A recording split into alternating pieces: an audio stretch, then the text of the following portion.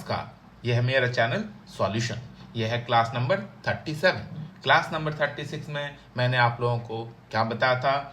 Word problem based on numbers. और आज हम लोग सीखेंगे word problems based on fraction, जो बहुत ही इंपॉर्टेंट क्वेश्चन सब होगा और ऑलरेडी बोर्ड के एग्जाम में आ चुका है, तो इससे आपको आइडिया लग जाएगा कि किस टाइप का क्वेश्चन आता है। चैप्टर कौन सा चल रहा है? थर्ड चैप्टर, लीनियर इक्वेशंस इन टू वेरिएबल्स। ठीक है, तो देखिए फर्स्ट क्वेश्चन। तो देखो आप, फर्स्ट क्वेश्चन क्या है? A fraction becomes 1/3 if 2 is added to both of its numerator and denominator. If 3 is added to both of its numerator and denominator, then it becomes 2/5. Find the fraction. Question में कहता है एक fraction है। Fraction कैसे होता है? ऐसे इसी फॉर्मेट में रहता है, एक्स और वाई के फॉर्म में रहता है। कहता है अगर आप न्यूमरेटर और डिनोमिनेटर में 2 ऐड करते हो तो फ्रैक्शन 1/3 हो जाता है। अगर आप न्यूमरेटर और डिनोमिनेटर में दोनों में 3 ऐड करते हो तो 2/5 हो जाता है। तो कौन सा है फ्रैक्शन? Find the fraction. पहले हम लोग क्या करेंगे, जो अननोन फ्रैक्शन है उसको लेट करेंगे x/y। उसके बाद क्वेश्चन के फर्स्ट पार्ट से एक इक्वेशन बनाएंगे, फिर क्वेश्चन के सेकंड पार्ट से दूसरा इक्वेशन बनाएंगे, फिर उसको सॉल्व करेंगे। तो देखो करना कैसे है। तो पहले हम लोग कंसिडर करेंगे late fraction equal to x/y, जहां पे x को क्या कहें, मतलब ऊपर वाले पार्ट को बोलते हैं न्यूमरेटर और नीचे वाले पार्ट को बोलते हैं डिनोमिनेटर। अब क्वेश्चन के फर्स्ट पार्ट को बहुत ध्यान से पढ़ो। क्या दिया है? If 2 is added to both of its numerator and denominator, यानी कि हमें न्यूमरेटर में भी 2 ऐड करना है, डिनोमिनेटर में भी 2 ऐड करना है, तो फ्रैक्शन कितना हो जाता है? 1/3। तो ठीक इसी को फॉलो करेंगे हम लोग।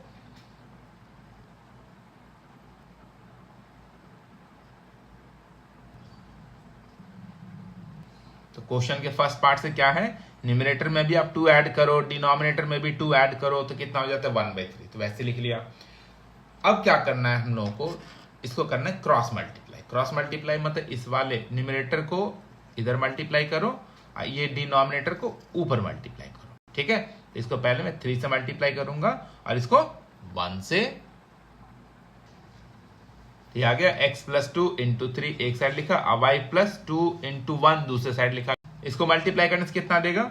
x into 3 3x plus 2 into 3 6, यानी कि 3x प्लस 6 इक्वल टू, ये कितना आ जाएगा? किसी भी नंबर को 1 से मल्टीप्लाई करने से वही नंबर रहता है, तो कितना होगा? y+2। अब वेरिएबल वाले टर्म को एक साइड कर लेते हैं और नंबर वाले दूसरे साइड कर लेते हैं, तो कितना हो जाएगा? 3x। अब प्लस का y इधर आने से -y इक्वल टू कितना हो जाएगा? 2। अब प्लस का 6 RHS में भेजने से माइनस का 6। ये आ गया, कितना देगा हमें ये? 3x minus y equal to -4। तो ये आ गया इक्वेशन 1। क्वेश्चन के हम लोगों ने फर्स्ट पार्ट से इक्वेशन 1 बनाया। वैसे अब हम लोग क्या करेंगे, क्वेश्चन के सेकंड पार्ट को यूज करके इक्वेशन 2 बनाएंगे। अब सेकंड पार्ट में क्या दिया है? If 3 is added to both of its numerator and denominator then it becomes 2/5। अब क्या करना, जैसे यहाँ पे हम लोग न्यूमरेटर में 2, डिनोमिनेटर में 2 ऐड किया, वैसे हम लोग क्या करेंगे? 2 के बदले 3 लिखेंगे और यहाँ पे कितना हो जाएगा फ्रैक्शन? 2/5। तो लिख लिया हम लोगों ने x+3 bye y+3 equal to 2/5। फिर हम लोग करेंगे cross multiply, this into this एक साइड और दिस इंटू दिस दूसरे साइड। तो यहां पे लिख लिया दिस इंटू दिस ये रहा और दिस इंटू दिस ये रहा। अब क्या करते हैं? दोनों को मल्टीप्लाई करते हैं। तो 5 इंटू x 5x प्लस 5 3 जा 15 इक्वल टू कितना हो जाएगा? 2y प्लस 3 2 जा 6। अब क्या करेंगे? x और y वाले टर्म्स को एक साइड रखेंगे और नंबर को दूसरे साइड भेजेंगे, तो 2y इधर आने से आ जाएगा माइनस का 2y, प्लस 15 को उधर भेजेंगे तो माइनस का 15। तो ये आ गया 5x minus 2y equal to कितना? 6 माइनस 15 माइनस का 9। इसे कंसिडर करेंगे हम लोग इक्वेशन 2। अब हम लोग क्या करेंगे? इक्वेशन 1 और इक्वेशन 2 को सॉल्व करेंगे। उसके लिए या तो x का कॉफिशिएंट या y के कॉफिशिएंट को इक्वल करना है। तो इसमें देखो यहाँ पे 2y है और इधर कितना y है, तो इस इक्वेशन को अगर मैं 2 से मल्टीप्लाई कर दूं तो ये 2y हो जाएगा, है ना।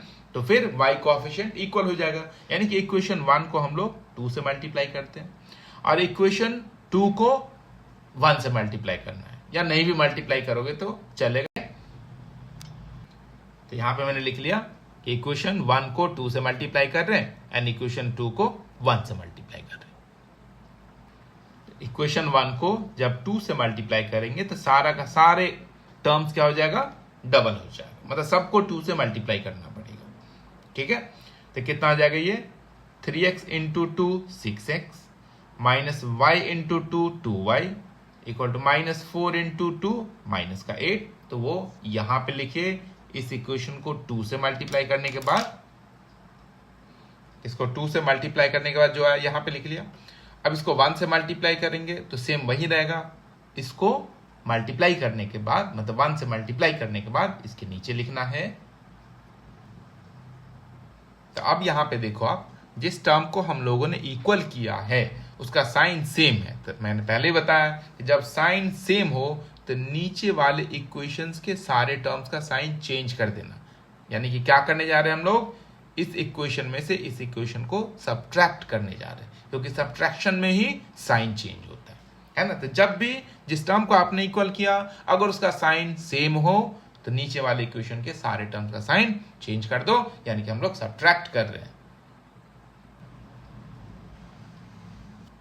आ गया। तो अब क्या होगा, माइनस का 2y और प्लस का 2y कैंसिल, क्योंकि अब मिडिल साइन नहीं रहा, अब इस 2y का साइन ये पॉजिटिव हो गया, ठीक है। तो ये दोनों कैंसिल हो गया और इसमें क्या होगा 6x माइनस 5x कितना देगा हमें x। तो x इक्वल टू कितना आ जाएगा, अब देखिए प्लस का 9 और माइनस का 8, तो ये कितना देगा हमें 1। इस प्रकार हमें x मिल गया। अब इस x के वैल्यू को इक्वेशन 1 में या 2 में रखने से हमें y मिल जाएगा। Substituting x equal to 1 in equation 1, x के इस वैल्यू को मैं इक्वेशन 1 में रखने जा रहा हूं, तो कितना आ जाएगा यहाँ पे 3 into 1 minus y equal to minus 4। कितना आ गया ये 3 minus y equal to minus 4। अब प्लस 3 को उधर भेजे तो कितना आ जाएगा -3। तो माइनस y इक्वल टू कितना आ गया -4 -3, तो कितना आ जाएगा -7।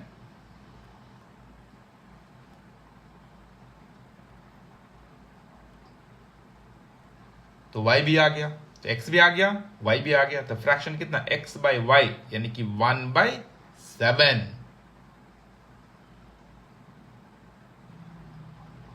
तो ये आ गया फाइनल आंसर 1/7। अब कंडीशन के अकॉर्डिंग अगर आप इसमें वो 2 ऐड करो न्यूमरेटर में एंड डिनोमिनेटर में, तो कितना हो जाएगा 1 + 2 3 हो जाएगा और 7 + 2 9 हो जाएगा। तो 3/9 कितना होता है 1/3 होता है कैंसिल होने के बाद। वैसे अगर आप 3 प्लस करो तो कितना होगा 4/10, 4/10 मीन्स 2/5। अब देखो सब कुछ आ रहा है, ठीक है। तो आगे समझ में ये हम लोग करते हैं नेक्स्ट क्वेश्चन।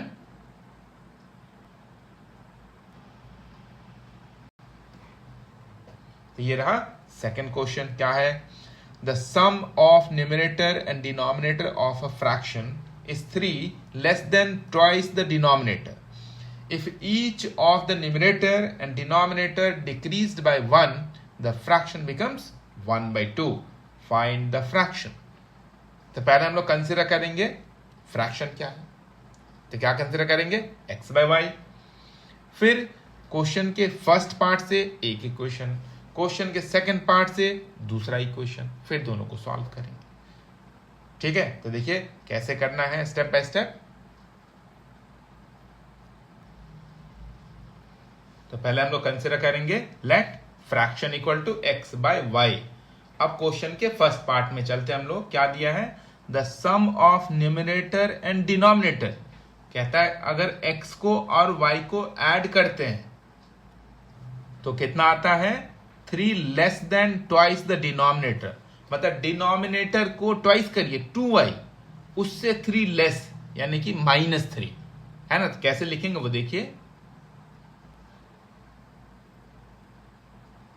तो यहाँ पे देखिए अकॉर्डिंग टू द क्वेश्चन क्या दिया है, सम ऑफ न्यूमरेटर एंड डिनोमिनेटर। अगर न्यूमरेटर और डिनोमिनेटर दोनों को ऐड करते हैं तो कितना आता है, 3 less than twice the denominator, है ना। क्या है कि अगर न्यूमरेटर और डिनोमिनेटर को प्लस करेंगे तो कितना होता है वो, 3 less than twice the denominator. तो डिनोमिनेटर y है, उसका ट्वाइस कितना होगा, 2y, उससे 3 लेस। तो ये कहता है क्वेश्चन के फर्स्ट पार्ट में। ठीक है, हम लोग क्या करते हैं, ये y वाले टर्म को LHS में ले आते हैं तो कितना हो जाएगा, प्लस का 2y है, LHS में आने से माइनस का 2y हो जाएगा।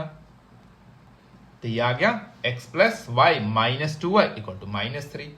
ये कितना हो जाएगा x, अब -2y प्लस वाई कितना होगा, माइनस का y, यानी कि x minus Y equal to -3।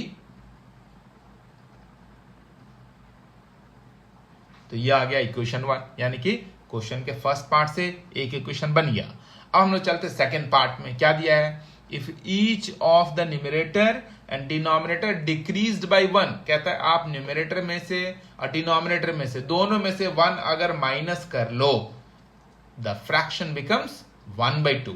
तो फ्रैक्शन किसके इक्वल हो जाता है, हाफ हो जाता है, यानी कि x minus 1 by Y minus 1 equal to कितना होगा, हाफ, क्वेश्चन के सेकंड पार्ट के अकॉर्डिंग। तो क्वेश्चन के सेकंड पार्ट से ये आ गया, x minus 1 by Y minus 1 equal to half, मतलब दोनों में हम लोगों ने क्या किया, 1 डिक्रीज किया, डिक्रीज में सब्ट्रैक्ट किया। ठीक है, अब करना है cross multiply, this into this एक साइड लिखिए, दिस इंटू दिस एक साइड लिखिए। तो इसको मल्टीप्लाई करते साथ में, जैसे 2 इंटू एक्स 2x और माइनस 2 1 जा 2, तो 2x माइनस 2 इक्वल टू कितना हो जाएगा, इसको जब 1 से मल्टीप्लाई करेंगे तो सेम ही रहेगा, उसको दूसरे साइड लिखना है।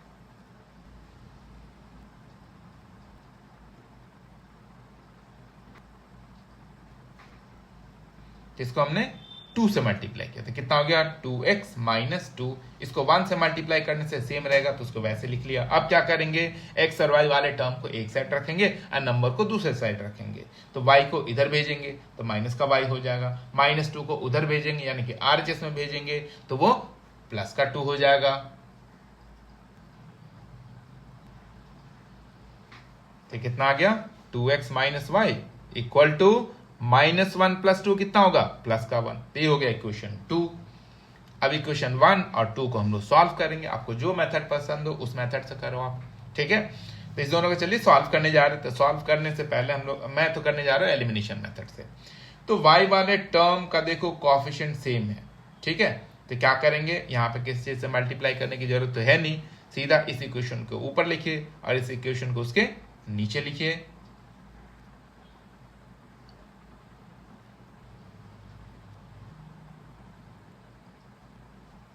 तब यहां पे देखो, जो टर्म इक्वल है उसका साइन डिफरेंट है, तो क्या करना पड़ेगा, नीचे वाले इक्वेशंस के सारे टर्म्स का साइन चेंज करना है ना। यानी कि इसमें से इसको हम लोग सब्ट्रैक्ट कर रहे हैं, क्योंकि सब्ट्रैक्शन में ही साइन चेंज होता है।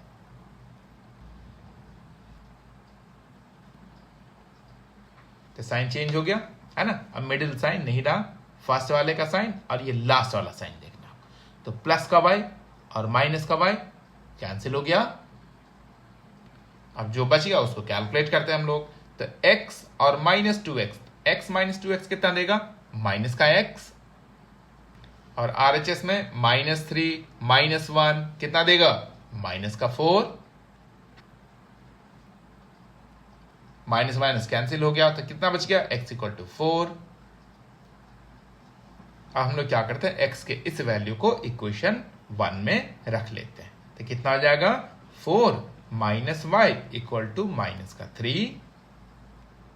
तो यहां पर लिखिए substituting x equal to 4 in equation 1। ठीक है, तो x के बदले यहां पे 4 लिखिए, बाकी सबको वैसे लिखना है। तो माइनस वाई इक्वल टू कितना हो जाएगा, +4 को उधर भेजिए, कितना आ जाएगा, माइनस का 4।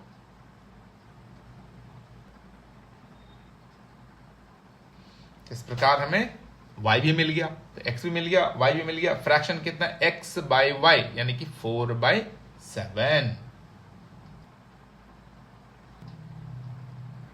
तो रिक्वायर्ड फ्रैक्शन कितना, 4/7 हो गया आंसर। ठीक है, हम लोग करते हैं थर्ड क्वेश्चन। तो देखो थर्ड क्वेश्चन है, a fraction becomes 1/3 when 2 is subtracted from the numerator, मतलब ओनली न्यूमरेटर में, and it becomes half when 1 is subtracted from the denominator। अगर डिनोमिनेटर में आप सब्ट्रैक्ट करो 1 तो हाफ हो जाता है। फाइंड द फ्रैक्शन, तो फ्रैक्शन क्या है? क्वेश्चन आगे समझ में, कहता है अगर न्यूमरेटर में से 2 सब्ट्रैक्ट करोगे तो फ्रैक्शन 1/3 हो जाता है, डिनोमिनेटर में से 1 सब्ट्रैक्ट करोगे तो फ्रैक्शन हाफ हो जाता है। तो वो फ्रैक्शन क्या है ना? तो पहले हम लोग कंसीडर करेंगे फ्रैक्शन क्या है, x/y। फिर क्वेश्चन के फर्स्ट पार्ट से एक इक्वेशन, फिर क्वेश्चन के सेकंड पार्ट से दूसरा इक्वेशन, ठीक है। फिर उस दोनों इक्वेशन को सॉल्व करके xy निकालेंगे, फिर फ्रैक्शन निकालेंगे। तो देखो आप करना कैसे है।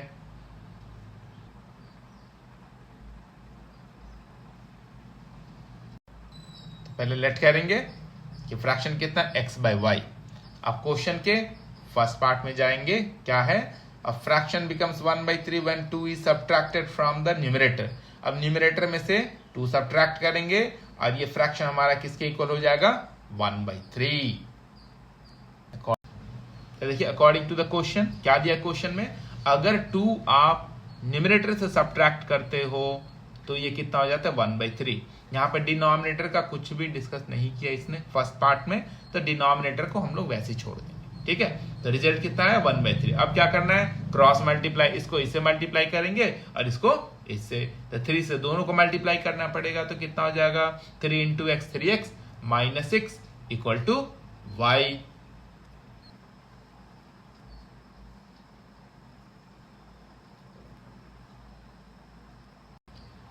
अब हम लोग क्या करेंगे, इस y वाले टर्म को LHS में लाएंगे, अब -6 को RHS में ले जाएंगे, तो कितना हो जाएगा, 3x - y = 6।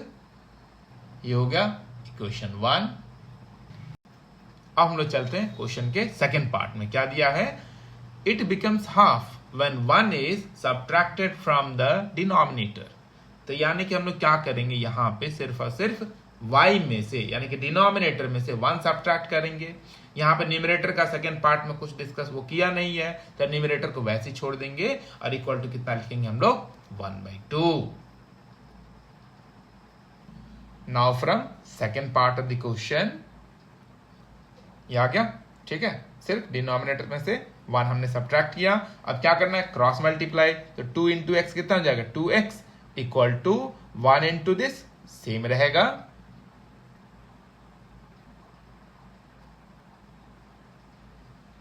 तो ये क्रॉस मल्टीप्लीकेशन हो गया। हम लोग क्या करेंगे, ये y वाले टर्म को LHS में लाएंगे, तो कितना हो जाएगा, 2x - y = -1। ये आ गया इक्वेशन 2। हम लोग क्या करेंगे, इक्वेशन 1 और इक्वेशन 2 को सॉल्व करेंगे। तो इसमें देखिए ऑलरेडी y वाला टर्म इक्वल है, तो दोनों इक्वेशन को किसी दूसरे नंबर से मल्टीप्लाई करने की जरूरत तो है नहीं, ठीक है। तो सीधा क्या करेंगे, इस इक्वेशन को ऊपर लिखेंगे और उसके नीचे इस दूसरे वाले इक्वेशन को लिख लेंगे।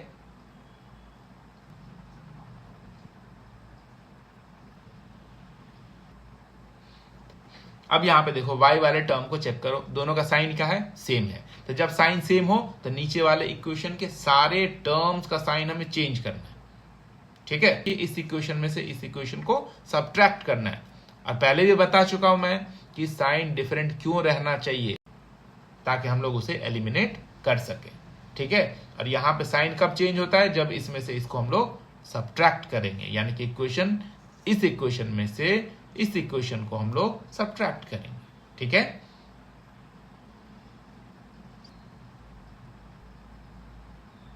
तो साइन चेंज हो गया। हम लोग क्या करेंगे, इस y से y को कैंसिल करेंगे, जो बच गया उसको कैलकुलेट करिए, तो कितना आ जाएगा, 3x - 2x x इधर 6 और +1 7। तो x मिल गया हमें।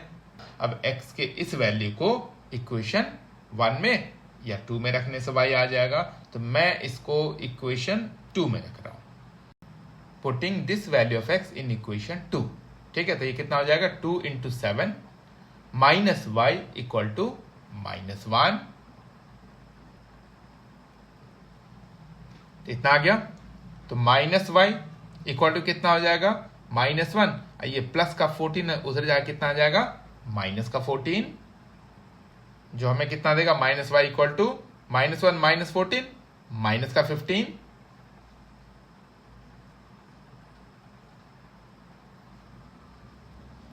इस प्रकार हम लोगों को y भी मिल गया।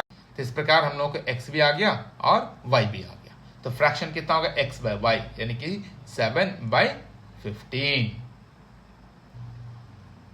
तो ये आ गया फाइनल आंसर। इस प्रकार आपने देखा कि फ्रैक्शन सम कितना आसान होता है ना। ध्यान से करोगे सारा सॉल्व हो जाएगा। अब मैं क्या करता हूँ, कुछ क्वेश्चन आप लोगों के प्रैक्टिस के लिए दे देता हूँ, ठीक है।